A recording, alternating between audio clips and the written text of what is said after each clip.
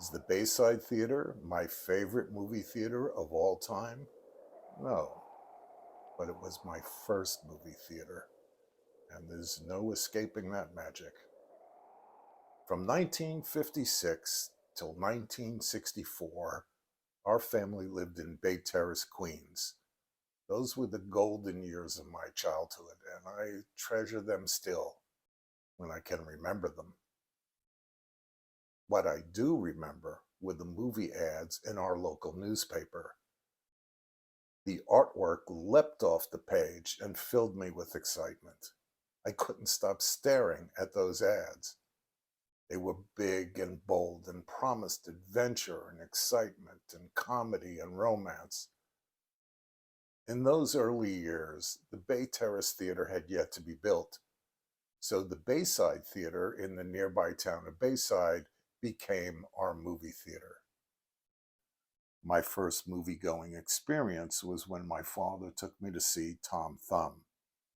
I was 5 years old. I don't think I paid as much attention to the film as I did to the theater itself. From our vantage point, I couldn't see much. I wasn't really old enough to take it all in.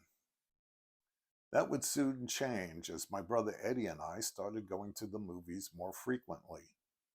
In the beginning, they were Saturday morning Jerry Lewis matinees, such as The Sad Sack and The Delicate Delinquent. The theater would be packed with kids whooping and hollering, not so much at Jerry's antics, but from the sheer joy of all of us kids being at the movies together. Adults wisely didn't venture into the theater on those mornings. In 1959, the event movie was Ben-Hur. Everybody but everybody went to see this movie. It was almost required viewing, mixing as it did religious themes with then state-of-the-art production values. And of course, there was that chariot race. Heavy buzz on that chariot race, even in Kid World. Everybody had heard about it. We had also heard the movie was long, really long. Like maybe you could grow old and die watching it. Well, that's what we heard. So we were dutifully packed off to see Ben-Hur. And while the movie is rightly regarded as one of the more literate Bible spectacles, it was tough sledding for a 6-year-old like me. As a consequence, a whole new set of movie-going games came into play. It was, if memory serves, a decent mid-size house with heavily curtained walls and a high proscenium. I remember the curtains smelled of cigarette and cigar smoke. And except for that initial experience with my father, I, along with my brother Eddie, always sat in the children's section, which was house left. Across the aisle, in the middle, was the adult section, and beyond that, far away on house right, was the smoking section. The segregation was rigidly enforced by a cadre of uniformed teenage ushers. No, it didn't do to test Providence that far. So we contented ourselves with running the ushers ragged by popping up helter-skelter all over the middle section. Most of the adults didn't mind. Some, as bored as we were, even helped by pretending to be our parents.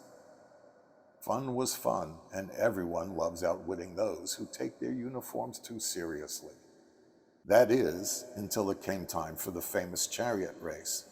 It was then, and only then, that the adults and kids alike buckled down for the ride. And in that regard, at least, the movie did not disappoint. Beyond the big headliners like Ben-Hur, our movie-going fare was decidedly a mixed bag. There were a couple of real stinkers in there. The Three Stooges meet Hercules was a big disappointment. For one thing, Steve Reeves was not playing Hercules, but even worse, Curly was not there. And the Three Stooges without Curly, well, that's a stooge short. And then there was X-15 with Charles Bronson and Kenneth Tobey, a movie that was advertised as having actually been filmed in space. Well, Not really, but like the rocket plane itself, close enough. West Side Story was another big one, and like Ben-Hur, everyone went to see it. I mean, Riff had some moves, but Bernardo had style. But all the neighborhood girls went on and on about Tony this and Maria that. Yeah, it drove us little boys crazy. Finally, there was a lottery of sorts, a kind of ticket giveaway. If you drew the lucky numbers, you got to go to a special Saturday morning matinee, A Voyage to the Bottom of the Sea.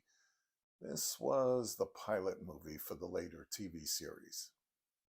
We were pretty jazzed about it. So, come the appointed Saturday, our dad drove Eddie and I up to the Bayside Theater, and as he parked in front of the theater, think he knew something? I ran out to the box office to verify our lucky numbers. Only they weren't. We didn't have the lucky numbers. As I returned to the car and sat down, Eddie and I put on our most sorrowful faces, and I mean, we were good, on the verge of tears good. But Dad wasn't buying it. Oh, he could have popped for the admission, of course, but he was teaching us a life lesson.